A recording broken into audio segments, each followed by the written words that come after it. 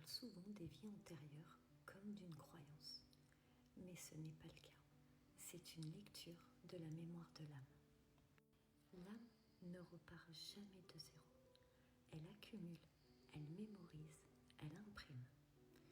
Et ces empreintes se manifestent dans ta vie actuelle.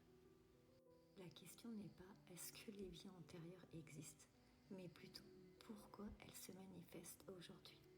Je vais te donner quelques exemples concrets. Des schémas qui se répètent malgré un travail sur soi. Des peurs irrationnelles sans avoir vécu de trauma. Des talents immédiats sans apprentissage.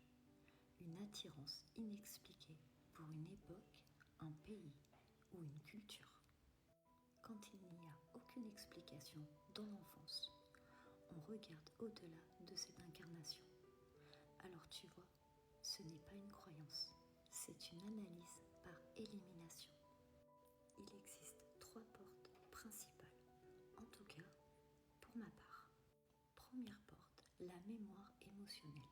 C'est ton corps qui se souvient avant ton cerveau.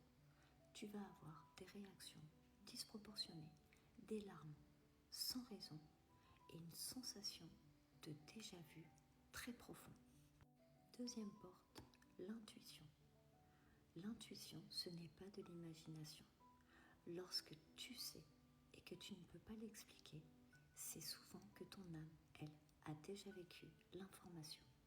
Porte numéro 3, les nombres, et plus particulièrement la numérologie karmique tibétaine. Et là, on entre dans quelque chose de mesurable et structuré. Et là, tu as peut-être envie de me poser cette question. Et pourquoi les nombres, eux, seraient irréfutables? Et je vais te répondre. Les nombres ne mentent pas, ils ne sont pas émotionnels et ils ne projettent rien. Ta date de naissance n'est pas choisie au hasard. Elle correspond à des mémoires karmiques, à des leçons non terminées, à des dettes ou des dons qui datent d'autres incarnations. Certains nombres indiquent des vies de pouvoir, des vies de sacrifice, des vies spirituelles et des ruptures karmiques non digérées. Quand un schéma apparaît chez des milliers de personnes avec les mêmes nombres, les mêmes blessures, les mêmes thèmes d'incarnation, ce n'est plus une croyance, c'est une lecture vibratoire, répétable. Une vie antérieure n'est jamais là pour te condamner, elle est là pour venir compléter ce qui n'a pas été intégré. Contrairement aux mots employés par beaucoup de personnes, le karma, ce n'est pas payé, c'est équilibré.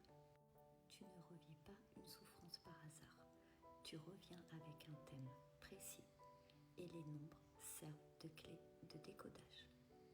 Certaines personnes ressentent, d'autres ont de l'intuition et d'autres calculent. Et quand les ressentis corporels, la numérologie et l'intuition, accompagnés de flashs, d'images, de mots, convergent, il n'y a plus de doute.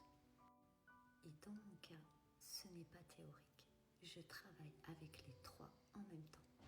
Quand ces 3 langages disent la même chose, ce n'est plus une interprétation personnelle. C'est une cohérence intérieure totale, stable, répétable et vérifiable d'une personne à l'autre.